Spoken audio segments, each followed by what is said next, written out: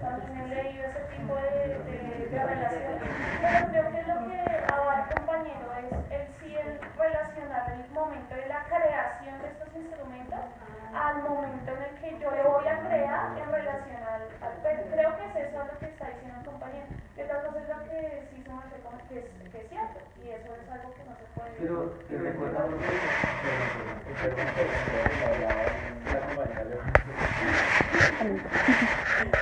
pues básicamente es como pensar el lugar del palo dependiendo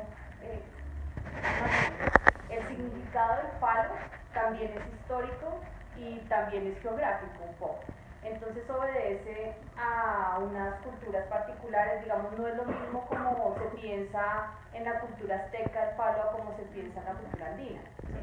Entonces entiendo que estos estudios que asemejan el palo con determinadas armas provienen efectivamente del psicoanálisis y hacen parte de una corriente de la violentología particular. Sin embargo, pues también hay otros estudios y otras formas que incluso desde la misma masculinidad, desde los mismos movimientos de las nuevas masculinidades, intentan interpretar el pene como un hecho sagrado no invasivo, ¿sí? Entonces digamos que hay tanta tela por cortar ahí que en este momento tener esa discusión sería un poco prematuro porque no contamos con todas las herramientas pues para poder dar un debate a nuestras anchas. Pero muy interesante. El autor lo ubica en el contexto social, en ese juego de poder, ¿sí? El tema de las barras bravas especialmente hablaba de él, o de las riñas callejeras, ¿sí? El tema de la utilización, ¿sí? De como una situación te obliga a ti a utilizar esa arma, ¿sí? Porque ese es tu poder. Entonces el momento de la utilización, no el momento como tal, sino ese momento de la utilización social que te impulsa a ti a utilizar de otra manera, te genera aquí un poder,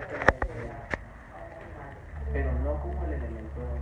Listo, compañera, ya. Digamos que también cuando el compañero decía que obviamente muchas mujeres han empuñado sí, las armas. Digamos que hay un libro que se llama La guerra no tiene rostro de mujer, también, o La guerra también tiene rostro de mujer, ¿cómo? Ah, sí.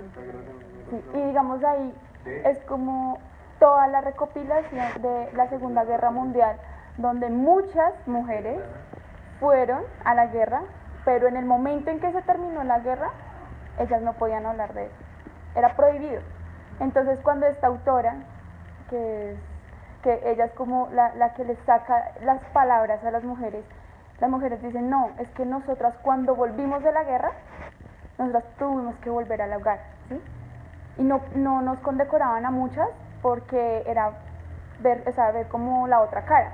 Y ellas decían, cuando fuimos a la guerra nos tocó ser hombres, porque les tocó quitarse su cabello, les tocó, ni siquiera tenían trajes de mujeres. Entonces, con lo que vestían eran con calzoncillos de hombres, con botas de hombres, con toda la indumentaria masculina, y ellas tenían o sea, hacían de todo, no simplemente como enfermeras y cocineras y lavanderas, sino también eran pilotos, eran de todo. Entonces, digamos que sí, muchas mujeres en la historia de las guerras y bueno, de los conflictos, sí las han empuñado, pero digamos que al momento de reconocerlas en la historia es o sea, ese libro salió el año pasado y fue el premio Nobel, precisamente porque esta autora hizo todo eso, esa recopilación de esas historias, y cuando uno las lee, uno dice, uy, en serio que a ellas se les negó todo después de la guerra. Hay muchas que terminaron mutiladas y todo, y el gobierno no les daba nada porque simplemente no se podían reconocer como si hubiesen ido a la guerra. Hay muchas que se estaban graduando hoy del colegio y mañana ya las llamaban a las filas. No tenían la decisión de ir o no. Digamos, ustedes decían como aquí los hombres tampoco la tienen, ¿no? Y las mujeres sí tenemos la decisión de ir o no. En ese momento no la tenían. En ese momento era que tenía que ir. ¿Sí? ¿Usted qué sabe hacer? No sé tal cosa. Aquí le enseñamos a ser medio enfermera y lo va a hacer. Entonces digamos que históricamente sí podemos haberlas tomado, pero reconocerlas ni siquiera en eso. Entonces eso también es como otra parte de que no era posible. Es un tema bien interesante. Es muy bueno. Sí. La guerra es masculina. Sí. Entonces, aquí ya intentamos recoger por esa clave que nosotros cerráramos, y a nivel un poco más conceptual, más sintético y más, sí, de resumen, podríamos llamarlo así, estas propuestas un poco conceptuales que están siendo construidas desde el colectivo, hombres y masculinidad. Entonces, ¿quieres decir algo tú? ¿O arranco yo? ¿Vale? Bueno, bien. Listo, entonces se recoge también entre varias cosas que ya he mencionado. Entonces, cuando hablamos de concepto de nuevas masculinidades como tal, digamos que es un elemento que desde lo científico y un poco desde lo histórico es un concepto que más se ha tocado, más se ha mencionado, más se ha construido. ¿Sí? Las nuevas masculinidades como tal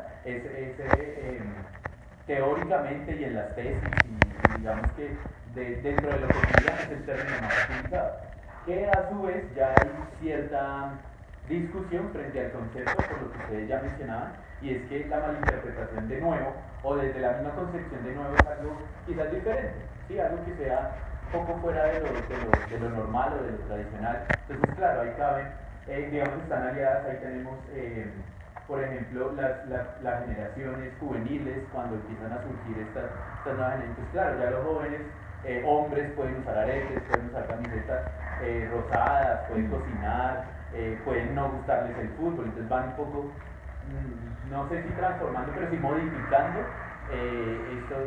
estos roles tradicionales que ha ofrecido la masculinidad.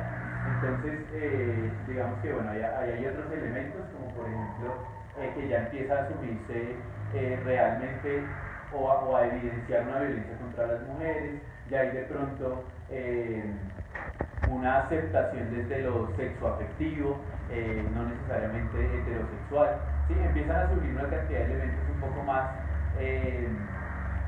que modifican estas relaciones sociales, pero que en esencia no transforman las relaciones de poder, ¿sí? Entonces, lo que mencionaba ahorita, pues claro, públicamente puede decir que la losa, que cocinó, que tal cosa, pero realmente sigue siendo un poder, no solamente en lo público, sino con sus relaciones con otras mujeres, con otros hombres. Bueno, el colectivo empieza también a proponer otra categoría, que es lo alternativo, ¿sí? Que ya serían como las masculinidades alternativas, y está un poco desde el elemento esencial de lo alternativo, ya no es solamente algo nuevo, algo distinto, sino algo que realmente sea, digamos, que empiece a generar, a surgir algo muy distinto, ¿sí? Porque nuevo puede ser cualquier cosa diferente, pero lo alternativo es algo completamente diferente.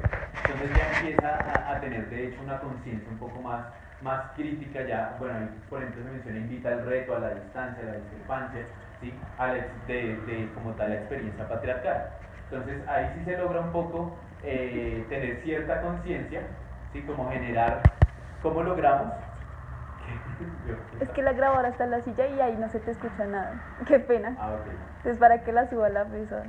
Gracias, ya. Ya, ahora sí. Bueno, entonces ahí tenemos, por ejemplo,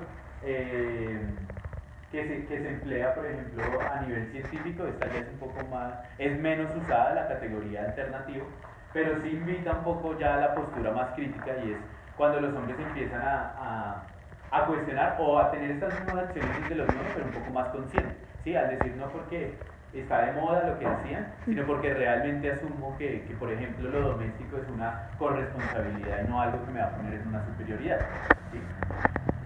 Y una tercera categoría que podría ser las masculinidades libertarias o liberadoras, en la que está un poco impulsado y se recoge y se apropia y promueve el colectivo hombres y masculinidades, además asumiéndose desde un rol desde un escenario latinoamericano, ¿sí? Hay algo muy interesante ahí, y es que propone o asemeja o construye una transformación, que es lo que estamos hablando, ¿sí? No tanto una disidencia o unas nuevas acciones, sino una transformación real desde la base, ¿sí?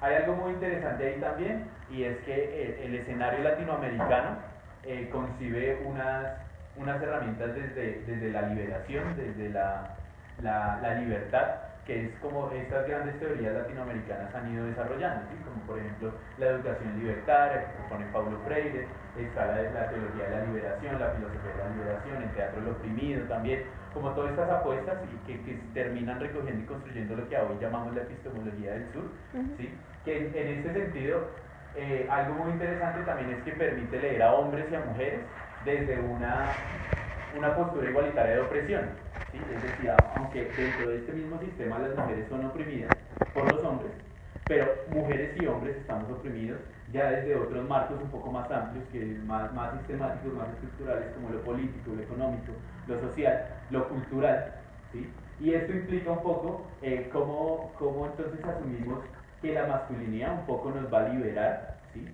Nos va a transformar desde el trabajo conjunto entre hombres y mujeres, pero que a su vez involucra no solamente trabajar un análisis de género, sino un análisis de clase, un análisis de raza, un análisis de diversidad sexual y diferentes categorías que empiezan a interrelacionarse y que empiezan a complejizar lo que entendemos como la realidad social, ¿sí? Entonces, como que sin decir que unas sean mejores que otras o que esta es la que tenga que ser, son como unos análisis que se han ido desarrollando y se han ido construyendo desde los elementos o cómo se han utilizado estos conceptos teóricamente de las masculinidades.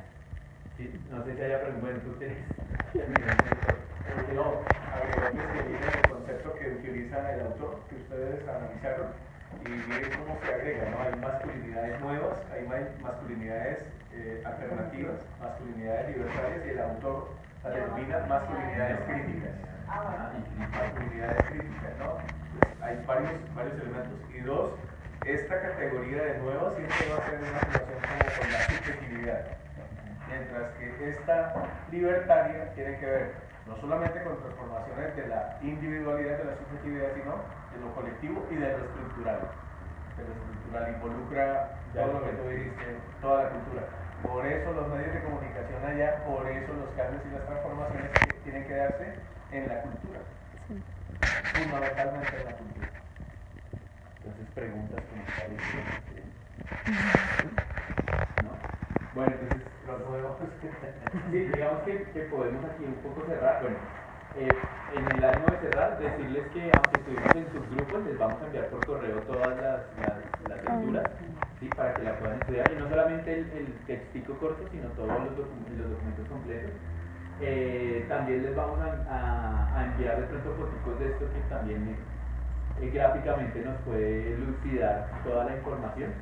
Y bueno, y para irnos de pronto como comentarios, sugerencias ya no sino del escenario como tal, ¿sí? De cómo les parece. Bueno, dale. Es que no recuerdo la programación, pero espero que en algunas de las que esté previstas tengamos como la ocasión de poder conversar sobre estas identidades de género no normativas y las identidades de género diversas, justamente porque cuando en los 70 hablamos de que el hombre es portador de un género, estamos separando a la categoría género de la categoría individuo, ¿sí? Y eso nos da pie para pensar justamente en los espacios de socialización de la masculinidad, en el hecho de ser hombre con o sin pene. Entonces me parece muy interesante poder desarrollarlo más ampliamente en la posteridad y pues ojalá pues.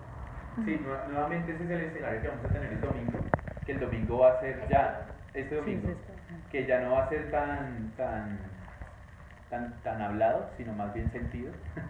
Y vamos como desde el cuerpo empezamos a confrontar todo esto, nos identificamos en la primera sesión y nos cuestionamos, pero aquí también como vamos viéndole toda una relación sistemática e histórica y cómo ya desde el cuerpo empezamos a traducir todas estas relaciones de poder desde la clase, desde la raza, desde el género, desde la diversidad sexual también, ¿sí? Cómo eso empieza a chocar ya realmente en nuestro cuerpo.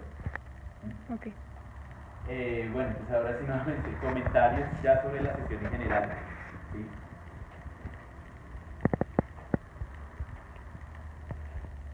Bueno, la típica, ¿con qué se van? ¿Con qué nos vamos?